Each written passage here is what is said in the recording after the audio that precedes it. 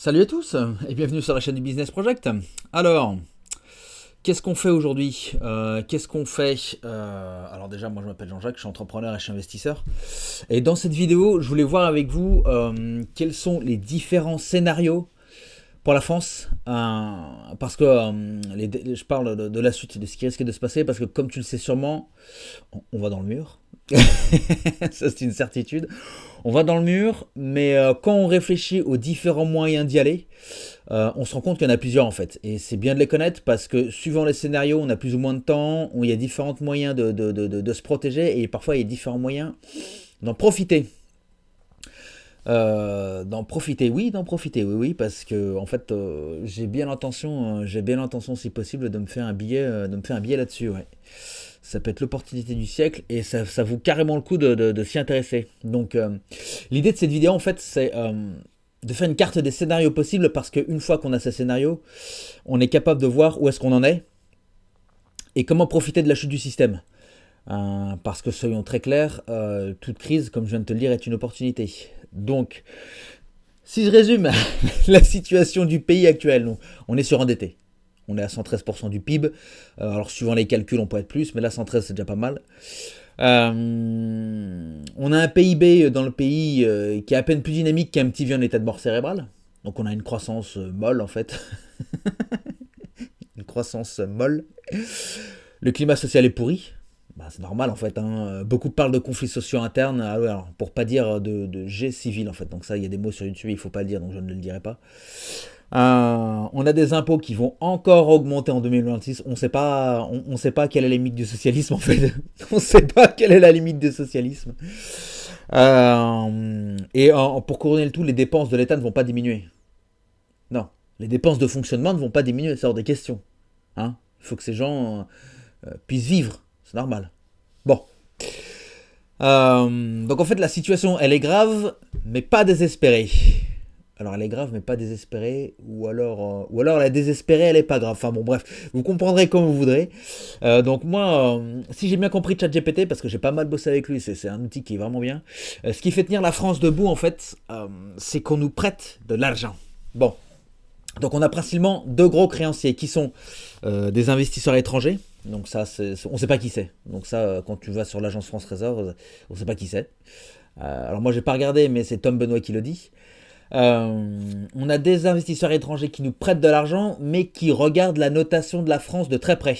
La notation de la dette de la France. Donc ces investisseurs, ils représentent 45% de la dette.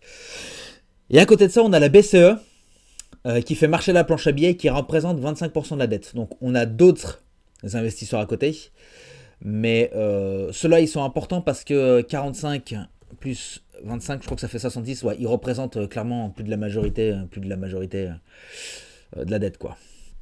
Donc si ces deux gros acteurs ne nous financent plus, c'est la caca, c'est la cata, c'est la catastrophe. Donc pour les investisseurs étrangers, le but c'est de faire un petit point parce que ce qui risque de faire en sorte que l'État se casse la gueule, c'est qu'on n'est plus financé. Si on n'est plus financé, il faut s'intéresser aux intérêts des investisseurs étrangers et de la BCE. Donc, il y a plusieurs événements qui pourraient les inciter à arrêter d'investir, ou plutôt, je devrais dire, d'arrêter de foutre de l'argent dans un trou. Ça, c'est ma vision des choses. Donc, pour les investisseurs étrangers, donc eux, ils sont vachement dépendants de la dégradation de la note de la France. Donc ça, on vient d'avoir, pour information, donc une autre dégradation de Standard & Poor's, qui s'est calé sur Fitch, donc je crois qu'on est calé en moins maintenant, c'est arrivé il y a une semaine, là on est le 27-10, donc c'était la semaine dernière. Donc ça c'était le premier point. En deuxième point, on a une crise politique majeure ou institutionnelle. Voilà, ça vous rappelle rien ça. Typiquement un gouvernement qui saute tous les 15 jours. Le troisième point qui pourrait empêcher, pas empêcher, mais ne plus inciter les investisseurs étrangers à investir dans la dette de la France, c'est la hausse durable de l'inflation. Donc ça, c'est ce qui ferait que les taux d'intérêt réels seraient négatifs, et donc à ce moment-là, les investisseurs iraient sur l'or, par exemple. Ils iraient se réfugier sur l'or, ils feraient un flight to quality. Et enfin, ce qu'on pourrait avoir, c'est une instabilité géopolitique. Donc par exemple, un espèce de fou à l'Elysée qui cherche à faire en sorte qu'on se mette la gueule sur une des plus grosses puissances mondiales, par exemple. Donc déjà sur les 3 points, sur les 4 points, on en a 3 où on est à peu près dedans là, vous voyez. C'est bien ça. On est, on a commencé à avoir la tête dans le seau là, c'est cool. Et pour la BCE, alors pour la BCE, ce qui ferait qu'elle ne nous financerait plus, en fait, c'est qu'elle rentre dans un cycle de quantitative tightening. Alors, sur la BCE, il y a deux types de cycles. Il y a le quantitative easing et le quantitative tightening. Le quantitative easing, c'est quand elle fait marcher la planche à billets, donc c'est l'assouplissement quantitatif. Donc c'est dans des politiques, c'est pour faire des politiques de relance en fait. Donc ça va avec des taux d'intérêt qui sont faibles. Donc là, on commence à re-rentrer dans ce cycle-là. Et le quantitative tightening, c'est le contraire en fait. C'est quand généralement on a une hausse de l'inflation, donc la Banque centrale rehausse les taux et elle va, au lieu d'injecter de la liquidité dans le système, ce qui est le QE, elle va en retirer du système. Voilà, donc c'est ce qui se passe en fait quand elle fait le QT. Donc, bon, donc ça c'est le premier domino. Quand un de ces deux acteurs ne nous finance plus, le domino tombe. Bon, là les embrouilles vont commencer à pleuvoir. car, donc si la France peut plus être financée, eh bien, qui va payer nos petits fonctionnaires? Qui est-ce qui va payer la CAF? Qui est-ce qui va payer les RSA? Qui est-ce qui va payer les services publics? Et même, qui est-ce qui va payer les politiciens? Voilà, je me fais pas trop de soucis pour eux, à mon avis, ils ont toujours quelques sous pour eux, c'est pas eux, à mon avis, qui vont le plus trinquer. Mais il est donc fortement possible que la France fasse défaut, et quand je dis que fortement possible qu'elle fasse défaut, je parle d'un défaut partiel en fait. Parce que je pense qu'on est à peu près d'accord, toi et moi, que la dette, elle se remboursera jamais en fait. Jamais. Un des seuls trucs qui fait que la dette pourra être remboursée, c'est l'inflation en fait. Parce que quand tu fais de l'inflation, mécaniquement, tu diminues la valeur de la monnaie et donc tu diminues la valeur de la dette en fait. Sauf que si tu fais ça, il faut qu'il y ait de la croissance en fait. Il faut qu'il y ait de la croissance. Donc l'innovation technologique, la création de valeur, ce qui permet de lever de l'impôt et de rembourser la dette. Bref, ça c'est autre chose. Mais quand on sera plus financé, parce que c'est une question de quand, il y a aussi un autre ennemi caché qui pourrait arriver à n'importe quel moment. Alors ça c'est difficile à dire, mais c'est le FMI, le Fonds monétaire international. Donc qui lui pourra nous mettre sous tutelle en fait. Donc quand le FMI débarque avec ses gros sabots, donc ça c'est pas bon du tout, parce que quand il débarque dans un pays, c'est des coupes budgétaires de partout, hein, pour redresser le pays, donc ça va pas être tellement différent du défaut de paiement, et ça risque sur le long terme de même pas empêcher la faillite de l'État. En fait, en regardant ce que fait le FMI avec d'autres pays, donc typiquement il y avait quoi? Il y avait la Grèce, l'Italie, je crois qu'il y avait l'Italie aussi, l'Argentine, le Portugal, ils ont pas relu les problèmes. Parce que déjà, ils ont sauvegardé l'État, donc c'est ceux qui nous ont mis dans la merde, et ils ont fait payer les peuples, donc avec des restrictions, des coupes, etc. Et il y a même trois raisons structurelles qui font que ça suffit jamais à long terme. La première, c'est les réformes imposées qui visent la solvabilité, pas la prospérité. Donc en fait, c'est des réformes qui visent à équilibrer les comptes, mais elles n'améliorent pas la création de valeur. Tu sais, c'est ce que je te disais en fait. Pour rembourser la dette, il faut de la croissance, il faut créer de la croissance, donc il faut de l'innovation, il faut des créations de boîtes. Il faut qu'on diminue le chômage, qu'on augmente l'assiette d'imposition.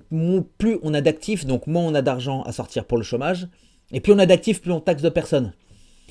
Et idéalement, plus on a d'actifs, plus on peut diminuer l'impôt et sur le long terme rembourser la dette plus facilement en fait. Donc ça c'était le premier point. Les réformes imposées visent la solvabilité, pas la prospérité. Le deuxième point, ça va être le FMI où la commission n'investisse pas, il prête. Donc le pays en fait il reste surendetté. Il reste endetté juste auprès de nouveaux créanciers officiels en fait. Tu vois, c'est toujours pareil, la création de valeur.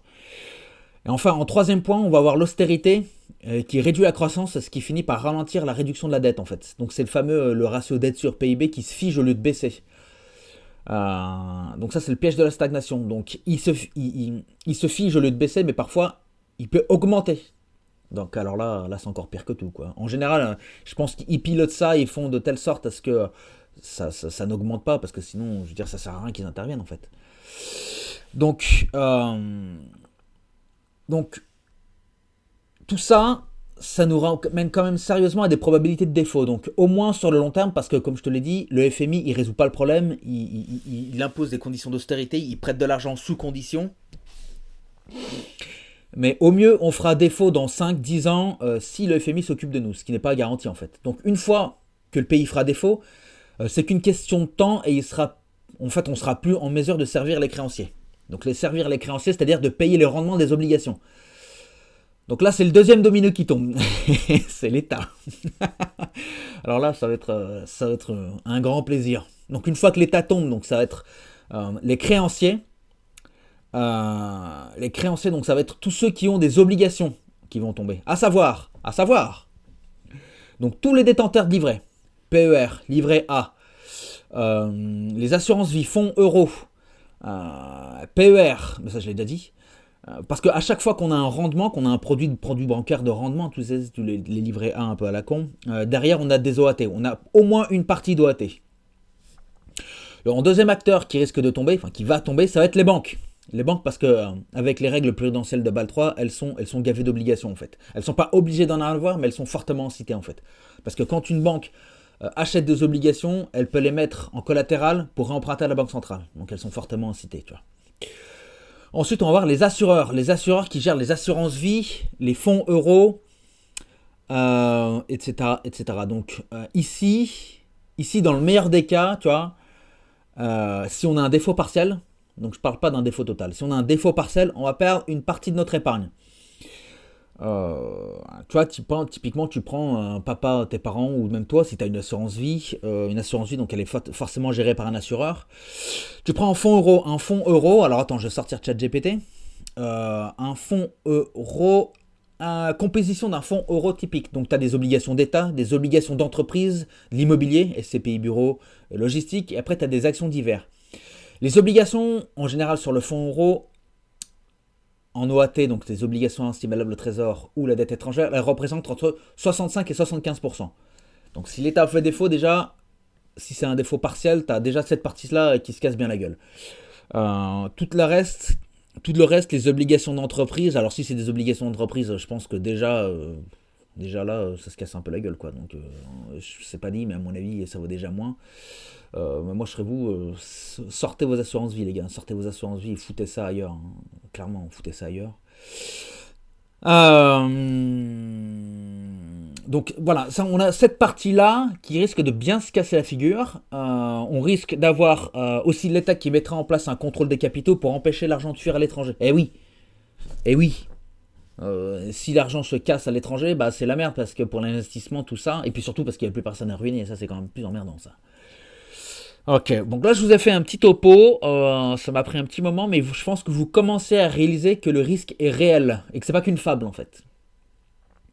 Donc ce que je vais faire, et ce que je te propose, dans une prochaine vidéo, je te fais part de mes recherches de solutions. Donc pour prévoir ces scénarios, donc comment te protéger, mais aussi, et c'est surtout ce qui m'intéresse, ce qui va surtout nous intéresser, c'est comment en profiter en fait. Parce que comme je te l'ai dit, à chaque fois que tu as une crise, tu as des opportunités et quand tu as un état qui s'effondre, tu peux avoir Il y a différents leviers où tu peux avoir où tu peux te développer en fait, où tu peux faire des coups, des trucs assez solides, des trucs assez sympas. Donc je commence à regarder ça, des trucs sympas, des trucs marrants, pas des trucs de dingue avec levier, même si clairement... je pense notamment à l'or avec du levier, il y a moyen. Alors il faut bien sélectionner pour l'entrée, mais enfin bref, à mon avis, à l'or avec levier, il y a moyen de bien s'en tirer. Mais ça fera l'objet d'une prochaine vidéo. Donc je te dis à la prochaine.